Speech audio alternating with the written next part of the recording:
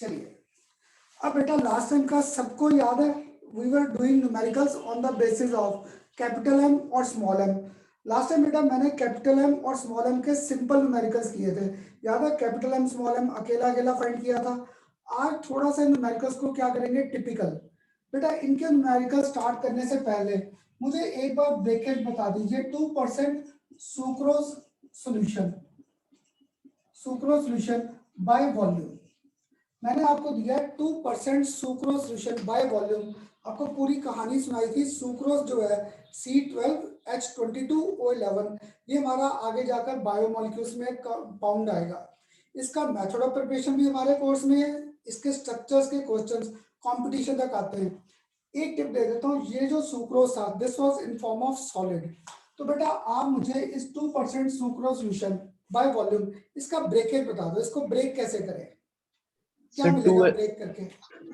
2 gram of sucrose solution is dissolved in 100 ml of 100 ml.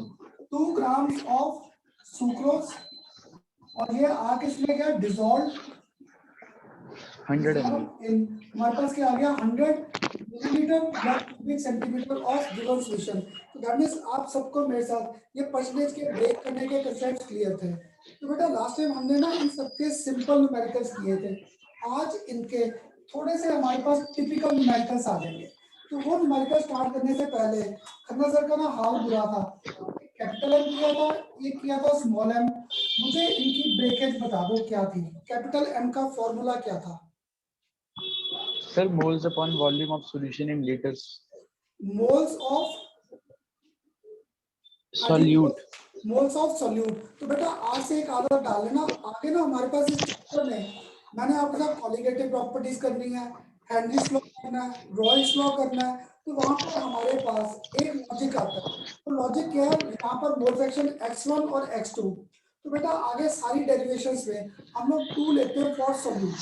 ये देखो solute, solute UTE 2, तो 2 और solute मिलता जुलता लगता है। तो m हमारे पास क्या था, number of moles of the solute. तो उसे मैं लिख सकता था W2 divided by M2 molar mass of the solute, और साथ में यहाँ पर आता था वॉल्यूम ऑफ सॉल्यूशन। और अगर ये वॉल्यूम दे रखा है क्यूबिक सेंटीमीटर में तो ऊपर मल्टीप्लाई बाय 1000।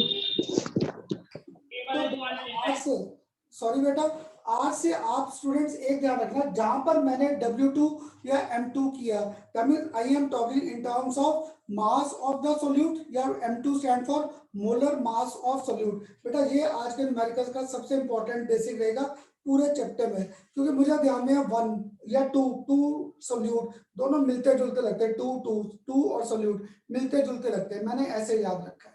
ऐसे बेटा जो M था, याद है मोलालिटी, इसमें हमारे पास क्या आ जाता था, गिवन मास W2, इधर मेरे पास आ गया M2, इधर मैंने अब लिख दिया W1। अगर ये ग्राम्स में है तो ऊपर मल्टीप्लाई बाय हमारे पास क्या हो जाएगा 1000। तो that mean 1 stand for our solvent. क्योंकि बेटा प्रदीप में ना सारी जो डेरिवेशंस है उसमें उसने x2 M2 W2 W1 इनके कंसेप्ट लिए। तो आप स्टूडेंट्स याद रखना, जहां पर 2 है ये नोटेशंस के बेस पे 2 stand for solute and 1 stand for solvent. तो याद है छोटे हम किया था मास ऑफ सॉल्वेंट, तो मैंने मास ऑफ सॉल्वेंट को सिंबल दे दिया W1, this represents our mass of solvent. तो अब बताओ बेटा आप सबको कैपिटल एम और स्मॉल एम दोनों फॉर्मूलेस आगे ध्यान में करें, आज इनके थोड़े से टिपिकल न्यूमेरिकल्स करें बेटा। हाँ जी yes. चलो लिखो फिर yes, फर्स्ट न्यूमेरिकल। चलो आज के लेक्चर का एक फर्स्ट न्यूमेरिकल।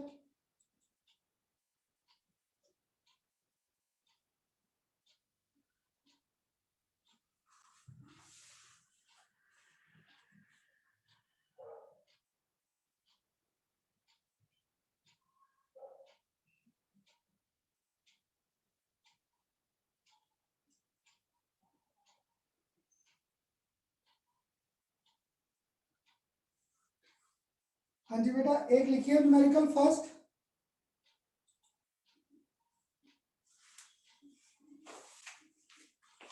हाँ जी लिखिए फर्स्ट न्यूमेरिकल आज का, calculate capital M and small M. और बेटा ये आज जो न्यूमेरिकल कर रहे हैं ये हमारे काफी इंपॉर्टेंट है, सीबीएसई के पेपर में भी और कंपटीशन में बड़ी बार आए हैं। Calculate capital M and small M of 15%. Calculate capital M and small m of 15% H2SO4 solution by mass. 15% H2SO4 solution by mass given density of H2SO4 solution is is 1.020 grams per cubic centimeter. 1.020 grams पर cubic centimetre.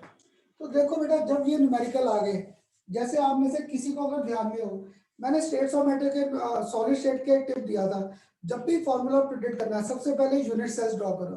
तो बेटा solution के numerical का are से एक logic याद रखना, numerical करेंगे बाद में, पहले स्टेटमेंट को ब्रेकअप करो। जो हम लोगों ने आपको परसेंटेज का कंसेप्ट दिया, मैंने दिया 15% of H2SO4 solution by mass. तो अगर मैं इसे ब्रेकअप करूं, इसे मैं लिख सकता था 15 grams of H2SO4 dissolved in 100 grams of solution। तो तुम में से कोई बताएगा इसमें मास ऑफ वाटर हमारे पास क्या आ जाएगा? इस केस में मास ऑफ वाटर क्या है? 85। गुड 15 ग्राम क्या था H2SO4, 100 ग्राम क्या था टोटल, तो 100 माइनस 15, यानी ये मेरे पास घूम फिर के क्या आ गया 85 ग्राम्स। अब खन्ना सर की बेटा आदत क्या है, पहले आसान चीज सॉल्व करते हैं। अगर मैंने आसान चीज सॉल्व करनी है तो छोटा m अगर अब आपको ध्यान में हो, ऊपर क्या था गिवन मास ऑफ सॉल्यूट, इसे रिप्रेजेंट किया था W2, molar mass of solute इसे रिप्रेजेंट किया था M2। तो आप बताओ बेटा W1 क्या था ग्राम्स में, तो ऊपर पक्का है, मल्टीप्लाई बाय क्या हो जाएगा 1000। आप बताओ what does this W1 represents?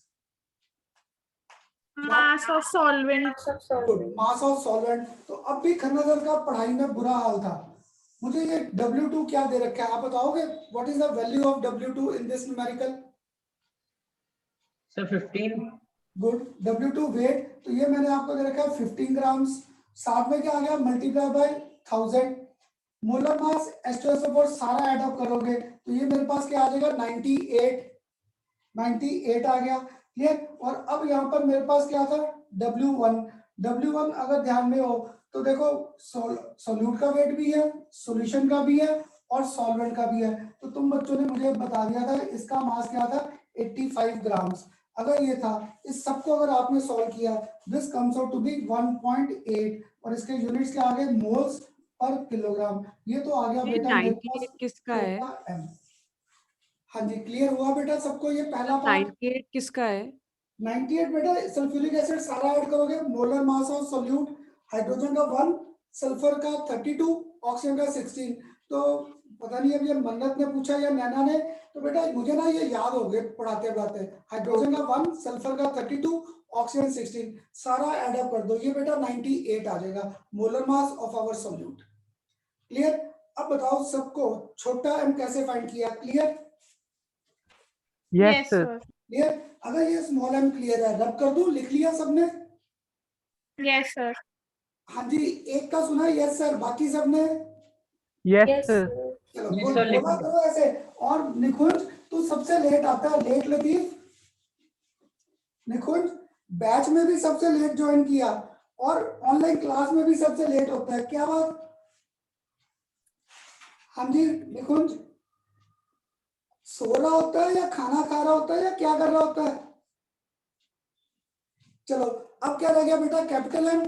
तो अगर मुझे कैपिटल M फाइंड करना था, ऊपर मेरे पास था W2, इधर मेरे पास था M2, साथ में क्या था वॉल्यूम ऑफ सॉल्यूशन, और अगर ये दे रखा है क्यूबिक सेंटीमीटर में तो ऊपर पक्का है मल्टीप्लाई बाय क्या हो गया 1000।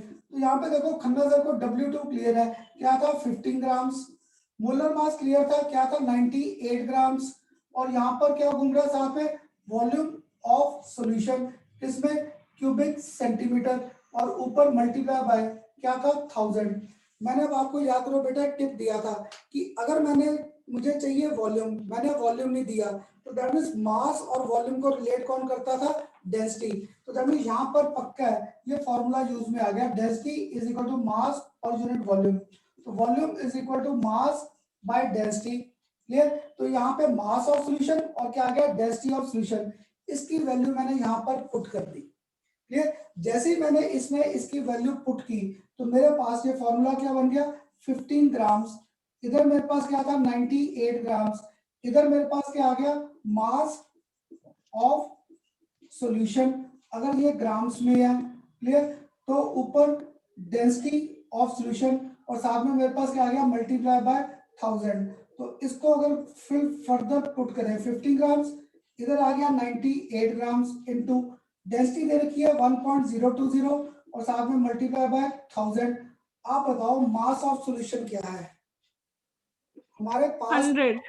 गुड, क्योंकि बेटा 3 मास घूम रहे थे, एक मास सोल्यूट का, एक मास सॉल्यूशन का और एक मास किसका घूम रहा था, सॉल्वेंट। तो गुड, आप सबने मुझे यहाँ पे बोला मास ऑफ सॉल्यूशन। तो मास ऑफ सॉल्यूशन हमारे पास क्या था, 100 ग्राम्स। तो इसे अगर आपने सॉल्व किया, मैंने ये आंसर आपके लिए कर रखा है, this comes out to be 1.56 moles per litre. ये था बेटा कैपिटल एम का कंसेप्ट। और ये तुम लोग ना अगर सीबीएसई और कंपटीशन के पेपर देखोगे, मैंने आपको दिया 15%, तो देखो ये 98 था, कंपटीशन में ये आ रखा है 9.8% से, क्योंकि 9.8 और 98 कटिंग करके आंसर फाइंड करना क्या हो जाता है, आसान। तो मोस्टली कंपटीशन में ये, या फिर आ रखा है HCl। HCl नहीं आया तो HNO3 आ गया। बेटा ऐसे कोई ना कोई H2SO और HCl या HNO3 के बेस पे ये न्यूमेरिकल्स आते हैं। बस आपको एक बार लॉजिक क्लियर हो जाए, how we can solve these numericals. अब बताइए सबको ये न्यूमेरिकल क्लियर या कोई डाउट? हाँ जी बेटा, Yes, sir. क्लियर? अगर क्लियर Yes, sir. तो चलो क्लियर है, पर खन्ना सर को अभी भी डाउट था कि तुम में से 2-3 बोल नहीं रहे, पर उन्हें ये न्यूमेरिकल्स मुश्किल लगे। एक और करें इसी पैटर्न का, और इस न्यूमेरिकल को अब आप लोग मुझे ब्रेकअप करके बताना क्या क्या टर्म्स है। लिखो एक नेक्स्ट। Excuse me sir. हाँ जी, सर ये मेरे को एक चीज समझ नहीं आई इसके आप अंदर। बताओ। सर इसके अंदर सर फॉर्मूला के अंदर 1000 के नीचे से वॉल्यूम आएगी एज पर दी सर फॉर्मूला। तो ये सर यहाँ पे बेटा वॉल्यूम था ना, ये पर सर मैंने आपको ये सर वॉल्यूम नहीं दिया, मैंने आपको सर आपने सर डेंसिटी दिया है हाँ एंड जी, मास दिया हाँ है एंड जी, सर उससे वॉल्यूम निकाल ली तो सर उस इसकी वैल्यू ऑलमोस्ट दिस 1000 अपॉन 68 आई थी मेरी तो। है ना। चल अगर वो आ रहा है, वो वॉल्यूम किस में आ रहा था बेटा, क्यूबिक सेंटीमीटर में, पर मुझे वॉल्यूम किस में चाहिए, लीटर्स में, इसलिए मैंने 1000 से मल्टीप्लाई किया है। Okay sir, okay sir. ठीक, क्योंकि यहाँ पे देख इसके यूनिट्स क्या थे, ग्राम, इसके यूनिट्स क्या थे, ग्राम पर cubic centimetre, that mean volume was coming in cubic centimetre. अगर ये एंड वॉल्यूम क्यूबिक सेंटीमीटर में था, पर मैंने किया था capital M, volume should be always in litres, इसलिए बेटा डिवाइड बाय 1000 करना था, वो ऊपर। तो गौरव ने शायद, गौरव गौरव ने पूछा था ये, नहीं सर, अक्षत। चल अक्षत। तो बेटा अभी ना कल भी मैंने 11th क्लास में यही टॉपिक कवर किया है, तो उसमें भी आपका एक भाई था, उसने मुझे यही कहा, कहता खन्ना सर मैं अगर पहले वॉल्यूम फाइंड कर दूं, तो बेटा वॉल्यूम आप फाइंड कर सकते थे पहले, पर क्या होगा अगर यहाँ पे गलती कर दी, वही गलती आगे जाएगी, तो हमारी मिस्टेक मल्टीप्लाई हो जाती है। तो जो टीचर होता है ना, देखता है वॉल्यूम गलत निकाला है, वो आगे पढ़ते ही नहीं, वो वहीं पे आपको एक आध नंबर लिखकर छोड़ देते हैं। तो अक्षर मेरे साथ आदत डालो कैलकुलेशंस को हर बार लास्ट स्टेप में करने की, क्योंकि लास्ट स्टेप में करने से क्या होगा, टीचर को चेकिंग करने में एक प्रॉपर क्राइटेरिया मिलता है, और आखिर में कैलकुलेशन का बेटा अगर ये 3 मार्क्स का न्यूमेरिकल है, आपका सिर्फ आधा नंबर कट करूंगा। पर अगर कहीं आपने वॉल्यूम में पहले गलत कर दिया, फिर आगे वो गलती मल्टीप्लाई होगी, तो एक आध नंबर ही मिलता है। तो मेरे साथ ये आदत डालो, न्यूमेरिकल्स में कैलकुलेशन को लास्ट स्टेप में ले जाओ, वहां पे क्या होता है, बड़ी बड़ी बार कॉमन चीजें कैंसिल आउट। जैसे मैंने अभी कहा था कॉम्पिटिशन में ये मोस्टली आ रखा है 9.8%, तो देखो 9.8 और 98 इजीली कट आउट हो जाएगा, मुझे कैलकुलेशन उतनी आसान हो जाएगी। ठीक बेटा, यस सर, चलो यस सर। एक और लिखो इसी के बेस पे, commercial commercial HCl acid, commercial HCl acid contains, commercial HCl acid contains 38% HCl, contains 38% HCl by mass, contains 38% HCl by mass। Density of the solution is 1.19 grams per cubic centimeter. Density is 1.19 grams per cubic centimeter. अब बेटा आपकी book में एक चीज दी थी, मैंने इसमें कह दिया find capital M and small M both. मैंने कैपिटल एम और स्मॉल एम दोनों फाइंड करने के लिए कह दिया। क्लियर? तो बेटा मुझे करना नहीं आ रहा, आप मुझे बताओ मैं इस न्यूमेरिकल को कैसे स्टार्ट करूं। 38 grams of HCl in 100 grams of solution. ये अब किसने बोला है, नैना ने या किस स्टूडेंट ने? क्योंकि मुझे नैना। चल तो देख, नैना ने एक मेरी आदत पकड़ ली। खन्ना सर ने कहा था न्यूमेरिकल करना बाद में, पहले इस परसेंटेज को ब्रेकअप करो। तो दैट मींस इस स्टेटमेंट को अगर ब्रेकअप किया तो 38 ग्राम्स ऑफ HCl डिसॉल्व्ड इन, हमारे पास क्या आ गया, 100 ग्राम्स ऑफ सॉल्यूशन। तो तुम में से कोई तो बता देगा यहाँ पे mass of water 62। Good, 100 minus 38, तो मेरे पास क्या आ गया 62 ग्राम। अब फिर आसान चीज खन्ना सर पहले फाइंड करते हैं स्मॉल एम। स्मॉल एम का मुझे फॉर्मूला याद था W2, नीचे मेरे पास क्या था M2, इधर W1, ये किसमें था ग्राम्स, तो ऊपर पक्का है मल्टीप्लाई बाय 1000। अब टर्म्स आप पुट करा दो, मुझे नहीं पता W2 क्या दे रखा है 38 ग्राम। 38, ऊपर साथ में क्या था 1000। HCl का याद करो, हाइड्रोजन का 1, क्लोरीन का क्या 35.5, तो सारा ऐड अप कर दिया, मतलब हमारे पास क्या आ गया 36.5 मोलर मास ऑफ सोल्यूट। साथ में मास ऑफ सॉल्वेंट वो क्या है 68। तो इसको अगर मैंने सॉल्व किया आ जाएगा बेटा छोटा एम, हाँ जी आ जाएगा स्मॉल एम सर 62। हाँ जी, ओ सॉरी, तो यहाँ पर ये 62, तो अगर आपने इसे सॉल्व किया this comes out to be 16.79 moles per kilogram. एक तो बेटा मुझे ये बता दो, मुझे है कि न्यूमेरिकल मेरा पूरा आ जाए, तो सबसे पढ़ा जा रहा है, कोई स्टूडेंट जिससे कुछ नहीं पढ़ा जा रहा है पूछ लो मुझसे बेटा, पढ़ा जा रहा है क्लियरली?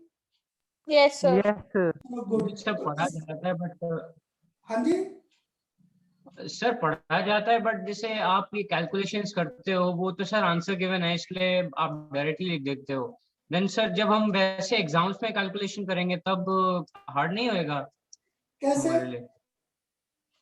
सर जैसे ये तो राउंड ऑफ करके भी क्या पता हो सकता है आंसर, हमने हाँ बेटा पूरा पर राउंड ऑफ नहीं करने, ये तेरा साथी ना उधर बैठा है 11th पे, वो भी मुझे क्या कहता है खन्ना सर हाइड्रोजन और Cl का 35 ना ले लें। पता क्या बेटा, मुझे प्रॉब्लम नहीं है, पर हम लोग क्या करते हैं आपको ये मासेस मेंशन करते हैं पेपर में, तो 1 और 35.5। देख अगर आप यहाँ पे 36 ग्राम से कर दोगे फाइनल आंसर में इतना फर्क नहीं आएगा। जैसे ये 16.79 है, आप 36 से करके दे तो मेरे ख्याल ये आंसर तेरा 16.8 16.85 ऐसे ही आ जाएगा, इतना ही फर्क आएगा, तो वो मार्जिनल डिफरेंस रहता है। पर बेटा हमारे स्कूल में ना टीचर्स बड़े खराब है, वो तो क्या करेंगे, तूने अगर यहाँ पे 36 कर दिया वो कहेंगे average molar atomic mass of chlorine का 35.5 है, आपने गलत किया, तो पक्का कहीं ना कहीं नंबर कट कर देंगे बेटा। ये है आंसर में इतना फर्क नहीं आएगा, पर स्कूल में टीचर्स नंबर कट कर देंगे, ये प्रॉब्लम है बस, और कुछ नहीं। मेरा क्वेश्चन ये नहीं है। हाँ जी, हाँ हाँ अक्षत, इससे मेरा क्वेश्चन ये है कि जैसे अभी आप कैलकुलेशन सर हमने ये पी इसमें फ्रैक्शन में ले आए हैं बट सर हाँ, पूरी हमने काटा वगैरह कुछ भी नहीं है, जैसे 62 से या फिर वैसे करके सिंपलीफाई नहीं किया है एंड सीधा बेटा हमने ये तो आंसर तुम लिख दिया है। इतना तो आपको करना पड़ेगा सिंप्लीफाई। इसको अगर मैंने सीधा आंसर लिख दिया कि आप अगर इस पार्ट को सॉल्व करोगे हमारा घूम फिर के ये आंसर आ जाएगा। Okay sir. ठीक है अक्षत, कि ये कैलकुलेशन तो अब हमें करनी पड़ेगी, पर मैंने आपको कैलकुलेशन का एक टिप दिया था, याद है 1000 की टर्म्स को एक तरफ कर दो, बाकी कैलकुलेशन हमारे पास आसान हो जाएगी। जैसे यहाँ पे ये 38 है, 38 और 63 करेगा 80, यहाँ पे 60 into 30 कर 1800 के आसपास घूमता है, ऊपर 40 है और नीचे ये, तो देख 16 के आसपास ही जाएगा। तो ऐसे है, ये कैलकुलेशन तो करनी पड़ेगी, ये तो मैं तुम्हें आंसर साथ साथ बता रहा था बुक में दे रखे, तो ये कैलकुलेशन बेटा हमें यही तो बस सॉल्यूशन के न्यूमेरिकल्स में है, ये कैलकुलेशन पार्ट तो करना पड़ेगा। ठीक है, ठीक अक्षत। Yes sir. अब इसके बाद स्मॉल एम के बाद अब मुझे क्या फाइंड करना था कैपिटल एम, तो अब तुम में से शायद कोई स्टूडेंट मुझे कैपिटल एम कैपिटल एम मेरे पास आ जाएगा W2, इधर आ जाएगा M2, इधर आ जाएगा वॉल्यूम ऑफ सॉल्यूशन। ये अगर क्यूबिक सेंटीमीटर में दिया तो ऊपर पक्का है मल्टीप्लाई बाय 1000। तो M यहाँ पर मेरे पास क्या था W2, यहाँ पर मेरे पास M2। अब मैंने वॉल्यूम नहीं दिया, तुम में से कोई मुझे इसका ब्रेकअप बता देगा क्या लिखूं वॉल्यूम ऑफ सॉल्यूशन का? 100 upon 1.19. Good, 100 upon 1/19। तो आपने 100 बेसिकली क्या था मास ऑफ सॉल्यूशन, डिवाइड किससे किया था आपने 1.19, वो क्या था डेंसिटी। तो डेंसिटी ऊपर घूम फिर के इनटू मेरे पास क्या आ गया density of solution multiply by क्या आ गया 1000। तो अब सारी वैल्यूज दे रखी है। W2 आपको दे रखा है 38, मोलर मास 36.5, मास 100, डेंसिटी 1.19, साथ में क्या था मल्टीप्लाई बाय 1000। इसे अगर सारा सॉल्व करोगे तो answer comes out to be 12.38 moles per litre. ये था बेटा हमारा कैपिटल एम फाइंड करने का मेथड। अब बताइए सबको मेरे साथ कैपिटल एम और स्मॉल एम के न्यूमेरिकल्स क्लियर बेटा? हाँ जी Yes, sir. क्लियर। तो अब बेटा अभी तक भी देखो मैं ना एक सिमिलैरिटी लेकर चल रहा था, या फाइंड कैपिटल एम या फाइंड स्मॉल एम या मास। अब नेक्स्ट न्यूमेरिकल में मैंने क्या करना है बेटा मोलैलिटी और साथ में हमारे पास क्या था मोल फ्रैक्शन, इन दोनों को ऐड अप कर दूंगा। ये जो बेटा नेक्स्ट न्यूमेरिकल है ये मैंने सीबीएसई में शायद कभी एक आध बार पढ़ा हो, एक आध बार, नहीं तो कंपटीशन में ये न्यूमेरिकल हमारा सबसे इंपॉर्टेंट है जो अब कर रहे थे। क्लियर, ये न्यूमेरिकल्स कंपटीशन में आते हैं, सीबीएसई में रेयर है। एक लिखो next, next calculate, calculate small m, calculate small M of H2SO4 solution, calculate small m of H2SO4 solution given mole fraction of water, given mole fraction of water is 0.85, given mole fraction of water is 0.85। फिर repeat कर देता हूं बेटा, इस बार आपको कहा calculate small m of H2SO4 solution given mole fraction of water is 0.85। तो देखो बेटा यहाँ पे mole fraction of water given है, हम लोगों ने बेसिक किया था mole fraction of acid plus mole fraction of water is equal to 1। तो mole fraction of acid is equal to 1 minus XW, तो ये घूम फिर के आ गई 0.15। क्लियर, ये यहाँ तक तो क्लियर। अब मुझे फाइंड क्या करना था छोटा m, छोटा m का हम लोगों ने कंसेप्ट कर रखा था। ऊपर हमारे पास क्या आते थे number of moles of solute और नीचे हमारे पास क्या आता था मास ऑफ सॉल्वेंट पर किलोग्राम। तो ये हमारे पास क्या था किलोग्राम। तो देखो बेटा अगर मुझे छोटा m फाइंड करना है, इसकी डेफिनेशन क्या लिखवाई थी number of moles of the solute dissolved पर किलोग्राम ऑफ सॉल्वेंट। तो मैंने आपको मास ऑफ सॉल्वेंट यहाँ पर दे रखा है per kilogram, per kilogram means we are having 1000 grams of our solvent, बस मुझे फाइंड क्या करने थे मोल्स ऑफ सॉल्यूट। तो अगर मुझे मोल्स ऑफ सॉल्यूट फाइंड करने हैं, मुझे देखो बेटा बुक में से कुछ नहीं यार, मुझे मोल्स ऑफ सॉल्यूट फाइंड करने हैं। तो XA is equal to number of moles of acid, number of moles of acid plus number of moles of water. मैंने आपको यहाँ पे ये मोल फ्रैक्शन बड़ा अच्छा दे रखा है 0.15। तो number of moles of acid, number of moles of acid साथ में क्या घूम रहा है number of moles of water. तो बेटा जो मेरा जैसा स्टूडेंट था वो तो ये न्यूमेरिकल छोड़कर आ गया, खन्ना सर ना मुझे मोल्स ऑफ एसिड दिए थे ना मुझे मोल्स ऑफ वाटर दिए थे, वो तो छोड़कर आ गया। तो एक स्टूडेंट ने क्या किया, जब आप खुद प्रदीप में से पढ़ रहे थे या किस में से पढ़ रहे थे एनसीईआरटी की बुक में, तो आपको ना यहाँ पर मोल्स ऑफ वाटर उन्होंने बुक में डायरेक्ट दे रखा है 55.5। क्लियर, और आगे लिख रखा है अकॉर्डिंग टू कंसेप्ट या अकॉर्डिंग टू डेफिनेशन। तो बड़े स्टूडेंट को डाउट आता है खन्ना सर ये कैसे आए। तो देखो बेटा यहाँ पर अगर मुझे number of moles of water find करने थे तो इसका मोलर मास तो क्या था 18। अब आप एक बार मेरे लिए रिवाइज करा दो स्मॉल m की डेफिनेशन क्या लिखी थी, what does small m stands for, उसकी डेफिनेशन क्या थी? हाँ जी बेटा, Number of moles of solute upon mass of solvent in kg. हाँ है ना, क्या था, number of moles of the solute पर केजी ऑफ सॉल्वेंट पर केजी। तो बेटा मैंने आपको डेफिनेशन में उसका कंसेप्ट दे दिया था किलोग्राम, तो किलोग्राम में क्या था 1000, तो हमें यहाँ पे मास ऑफ वाटर क्या था 1000, तो ग्राम ग्राम कट गए, तो ये घूम के हमारे पास क्या आ गया 55.5। ये फैक्टर बेटा आपकी बुक्स में डायरेक्ट दे रखा है 55.5। तो दैट मीन्स अब यहाँ पर मेरे पास क्या आ गया 0.15 number of moles of acid, और साथ में यहाँ पर क्या है 55.5। तो यहाँ तक पार्ट मेरे पास आ गया। अगर यहाँ तक मेरे पास आ गया, जैसे अब अक्षय आपको डाउट आ रहा था बेटा, अब यहाँ पर मुझे इसकी कैलकुलेशन अगर आप करेंगे number of moles of acid, तो अगर आपने यहाँ पे इसे सॉल्व किया number of moles of acid, फिर बेटा मुझे आंसर याद हो गया 9.8 मोल्स ऑफ H2SO4। तो अब छोटे m की डेफिनेशन क्या थी 9.8 moles of the solute dissolve per kilogram of the solvent. ये था बेटा हमारा छोटा m। ऐसे न्यूमेरिकल्स आपके बेटा कंपटीशन में सबसे ज्यादा आते हैं। अब बताइए सबको मेरे साथ ये कंसेप्ट क्लियर हुआ या नहीं, या कोई डाउट है? हाँ जी बेटा क्लियर? सर हमने मास ऑफ सॉल्वेंट क्या लिया है? मास ऑफ हाँ बेटा सॉल्वेंट मास ऑफ सॉल्वेंट ये देख, नंबर ऑफ मोल्स क्या था given mass of water solvent divided by molar mass of the solvent. तो वाटर का H2O 18, तो क्या था पर किलोग्राम 1 किलोग्राम, तो 1 किलोग्राम में क्या था 1000 ग्राम, तो मोल्स ऑफ वाटर क्या आ गया 1000 डिवाइडेड बाय 18। बेटा तुम्हारी बुक्स में ना एनसीईआरटी की बुक में सिंपल ये 55.5 फैक्टर दे रखा है और आगे दे रखा है अकॉर्डिंग टू डेफिनेशन। बस मैंने आपको कंसेप्ट दे दिया कहाँ से था। तो नंबर ऑफ नहीं मोल्स, सर, बट जैसे हम स्मॉल m निकालते हैं तो मोल्स हाँ ऑफ जी, solute in kg upon mass of solvent को लेते हैं। तो बेटा जो हमारी डेफिनेशन थी यहाँ का, जब ये नंबर ऑफ मोल्स सॉल्वेंट था तो वाटर सॉल्वेंट था ना, तो number of moles of solvent कैसे निकालेंगे given mass of the solvent divided by molar mass of the solvent.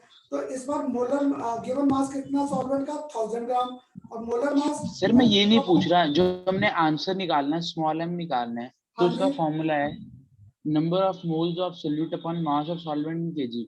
हाँ तो पर सर केजी। मोल, हाँ तो जी ये मोल्स तो आगे, हाँ मोल्स आ मोल्स गए तो ना, आगे, बट आपने मास ऑफ सॉल्वेंट तो पुट ही नहीं करा स्मॉल m के अंदर। तो बेटा जाकर 1 किलोग्राम लिखूं या 1000 ग्राम लिखूं, वन एंड सेम थिंग। हाँ जी सर। मैं यहाँ पर बेटा मोल्स, जब मैंने किलोग्राम लिखा मोल्स पर किलोग्राम, किलोग्राम लिख दूं या 1000 ग्राम ऑफ सॉल्वेंट, एक ही मीनिंग नहीं है। मैं यहाँ पे ओके बेटा सर। 1 केजी लिख दूं या यहाँ पर लिख दूं 1000 gram, means one and same thing. तो ये मोल्स किसके थे सोल्यूट के, और किलोग्राम किसका वेट था ऑफ आवर सॉल्वेंट, ये इसके यूनिट्स थे बेटा मोलालिटी के। Number of moles of the solute, ये सोल्यूट के मोल्स आ गए, पर किलोग्राम ऑफ सॉल्वेंट, तो that mean moles per kilogram, ये यूनिट्स आ गए हमारे स्मॉल एम के। ऐसे ही याद कर, जब हम लोगों ने कैपिटल एम किया था इसके यूनिट्स हमारे पास आए थे moles per litre. Capital M के units moles per litre, volume of the solution per litre. ठीक, हाँ जी क्लियर बेटा? Yes sir. Yes, sir. Clear? मैंने तो अभी इसका एक और न्यूमेरिकल कराना था, तुम बच्चे इसी में कंफ्यूज हो गए। क्लियर है या रिपीट करूं? क्लियर है सर। क्लियर? तो बेटा अब मुझे ना सर नेक्स्ट न्यूमेरिकल कराते हो, तुम्हारे इतने डाउट्स तो 11th वालों ने पूछे जितने आपने पूछ लिए। अब पहले ये बताओ स्मॉल एम के यूनिट्स क्लियर, कोई डाउट तो नहीं है इसमें? सर यूनिट्स तो क्लियर है, मेरे को ये नहीं समझ आ रहा हमने ये जो मास ऑफ सॉल्वेंट लिया है वो हाँ हमने जी, 1000 कैसे लिया आपने? 1000 कैसे लिया, डेफिनेशन क्या थी number of moles of the solute dissolve per kilogram of solvent. तो बेटा मोलालिटी की डेफिनेशन में मास ऑफ सॉल्वेंट था, नंबर ऑफ हाँ moles of the solute dissolve per kilogram of solvent पर किलोग्राम, तो 1 किलोग्राम में कितने थे 1000 ग्राम। बट हमें क्वेश्चन में तो गिवन होना चाहिए ना कि मास ऑफ सॉल्वेंट। ना जब मैंने आपको कहा फाइंड स्मॉल एम, तो स्मॉल एम था ही क्या number of moles of the solute dissolve per kilogram, means मैंने आपको स्मॉल एम फाइंड करने के लिए कहा है। जब स्मॉल एम फाइंड करने के लिए कहा तो डेफिनेशन क्या थी moles of the solute dissolve per kilogram of solvent, that mean मैंने वहां पे सॉल्वेंट का मास फिक्स कर दिया, दैट इज 1 kg। अब समझ आ गया। अब क्लियर है? Yes sir. अब फिर ऐसा कर मुझे ये बता, अब अगर मैं तुझे जो नेक्स्ट न्यूमेरिकल कराऊंगा कैपिटल एम, वहां पे आएगा number of moles of the solute dissolve per litre of the solution.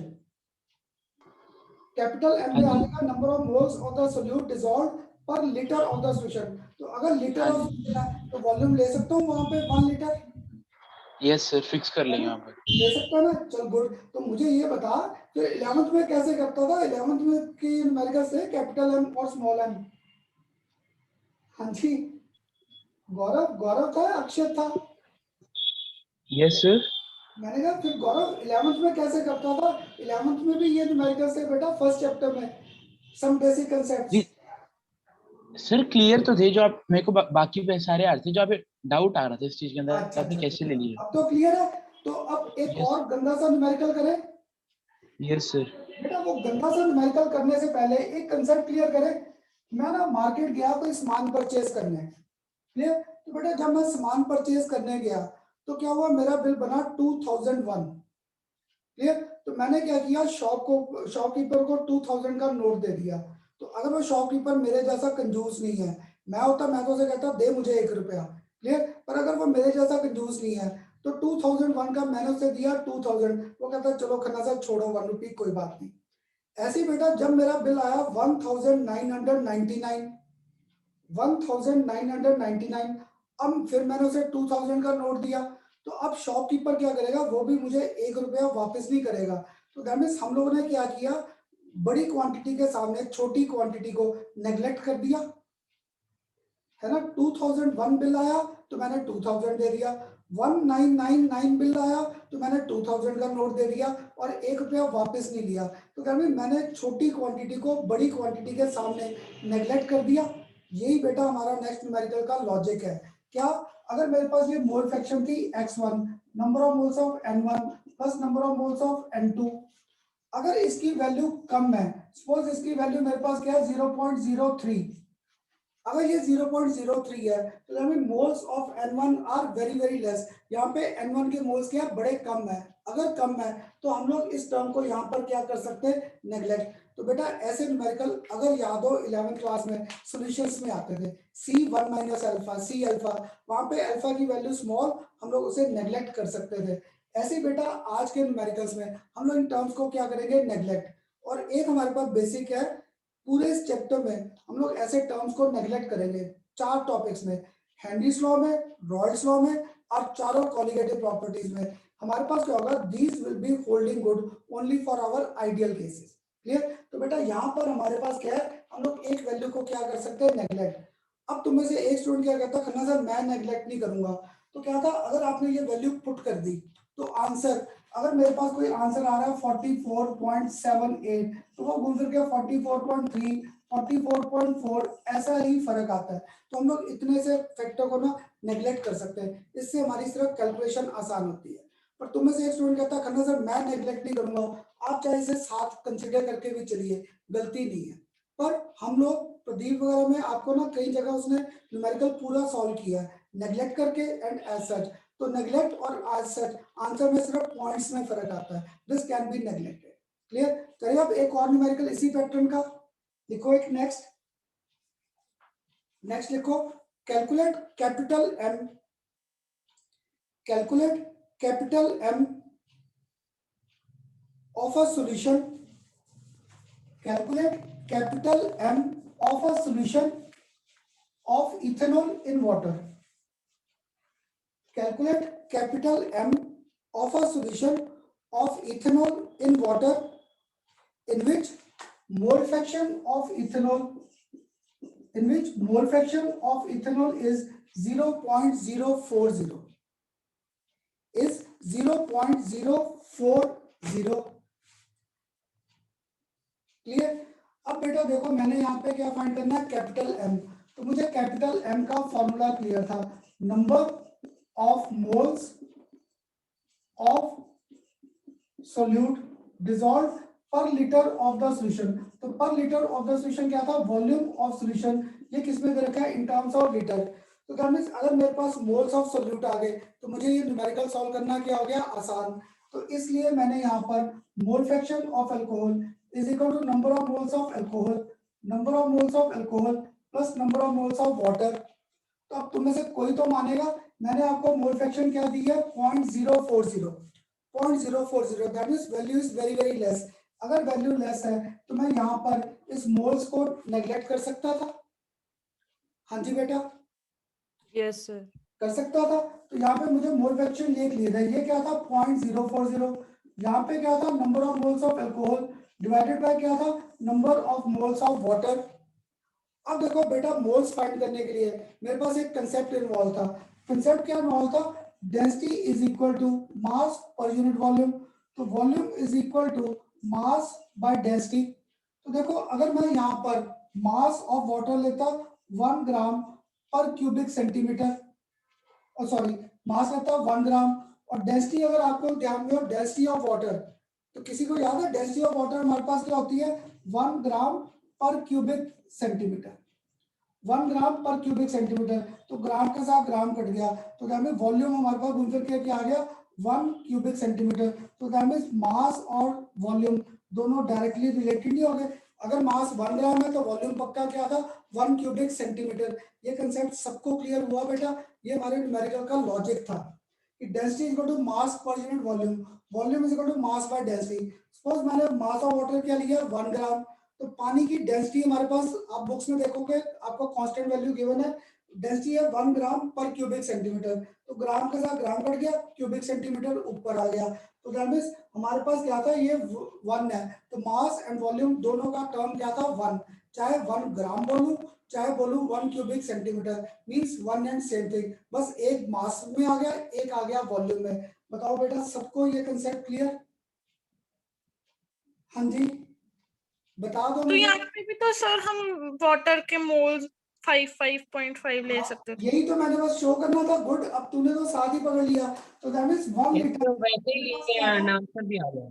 1000 cubic centimetre, तो मैं 1000 क्यूबिक सेंटीमीटर बोल दूं या 1000 gram, means 1 and same thing. तो दैट मींस यहाँ पर मेरे मोल्स ऑफ वाटर फिर क्या आ गए 55.5, और अगर आपने यहाँ पे मोल्स निकाले ये आंसर घूम फिर के आ जाएगा 2.3 मोल्स।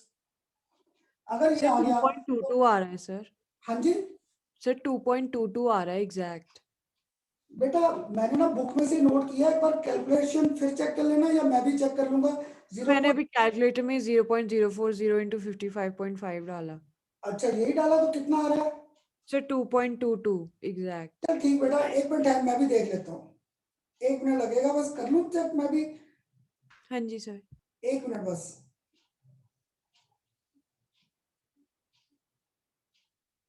एक तो ना खन्ना सर की अब आईसाइट बड़ी वीक हो गई, 0.040 into 55.5, हाँ यही आ रहा है बेटा 2.22। तो इसको 2.31 आपकी बुक में दे रखा है, इसको ठीक कर लो, ये आ जाएगा हमारे पास 2.22 moles, 2.22 moles per litre of given solution. तो बेटा ये जो दोनों न्यूमेरिकल्स की है लास्ट वाले, ये आपके सीबीएसई में कम है, ये कंपटीशन में सबसे ज्यादा आते हैं। तो देखो मैं इतना समझा रहा था, एक स्टूडेंट ने मुझे साथ में बोल दिया खन्ना सर अगर मोल्स ऑफ वाटर फाइंड करने हैं तो 1000 क्यूबिक सेंटीमीटर और 1000 gram means 1 and same thing. तो 1000 को डिवाइड किया बाय 18, तो वो आंसर बेटा आपको याद ही हो जाएगा 1000 डिवाइडेड बाय 18 55.5। अब बताइए ये आखिर के दोनों न्यूमेरिकल्स क्लियर या शुड आई रिपीट? सबको क्लियर बेटा लास्ट दोनों numericals? Yes sir. excuse me, साहब हाँ जी सर इसका सर वॉल्यूम क्या था, मैं कहाँ से निकला वॉल्यूम, था हमारा? अब देख यहाँ पे वॉल्यूम क्या था पर लीटर, तो 1 लीटर में क्या था बेटा 1000 क्यूबिक सेंटीमीटर। तो अगर 1000 क्यूबिक सेंटीमीटर था तो पानी की डेंसिटी क्या थी 1 ग्राम पर क्यूबिक सेंटीमीटर। तो सेंटीमीटर क्यूब और सेंटीमीटर क्यूब कट गए, मास हमारा क्या आ गया घूम फिर के 1000 ग्राम। ठीक ओके सर। ठीक क्लियर के यहाँ पे फिर करके दिखा दूं? हाँ जी यहाँ पे देख मास क्या आ गया वॉल्यूम इनटू डेंसिटी। वॉल्यूम क्या था बेटा 1000 क्यूबिक सेंटीमीटर, डेंसिटी क्या थी 1 ग्राम पर क्यूबिक सेंटीमीटर। तो ये कट गया तो मास मेरे पास क्या आ गया 1000 ग्राम। अगर 1000 आ गया तो 1000 को डिवाइड किससे कर दिया बाय 18 55.5। ठीक हाँ जी बेटा Okay, sir. Clear? Yes sir. Clear? तो बेटा देखो यहाँ तक करते करते मैंने अभी तक आपके साथ सॉल्यूशंस का पहले एक ब्रीफ अप लिखा था। ब्रीफ अप कौन कौन से टॉपिक करेंगे, फिर how we could express the consideration of our given solution. तो यहाँ पे मेरे पास सारे एक्सप्रेशंस आ गए for the consideration of our given solution. अब बेटा हम लोग अपना ये चैप्टर प्रॉपर स्टार्ट कर सकते थे। तो याद है हमारे पास स्टेट ऑफ मैटर 3 थे, सॉलिड, लिक्विड और गैसेस। तो बेटा ये जो नेक्स्ट टेबल ड्रॉ कर रहा था ना, ये हमारा काफी इंपॉर्टेंट है। सीबीएसई में आपको एक एक नंबर के क्वेश्चंस में आ जाते हैं, और कंपटीशन में क्या होता है, अगर मैंने कोई आसान क्वेश्चन डालना है तो मोस्टली ये आते हैं। क्लियर? तो हमारे पास आज पहला टॉपिक आ जाएगा, what are the different types of solutions. What are the different types of solutions. तो बेटा खन्ना सर को ना टाइप्स ऑफ सॉल्यूशंस नहीं आते, खन्ना सर को बस एक बेसिक याद है, सॉल्यूट इन सॉल्वेंट। मेरे पास क्या है, सॉल्यूट इन सॉल्वेंट, सॉल्यूट कम है और सॉल्वेंट क्या है ज्यादा।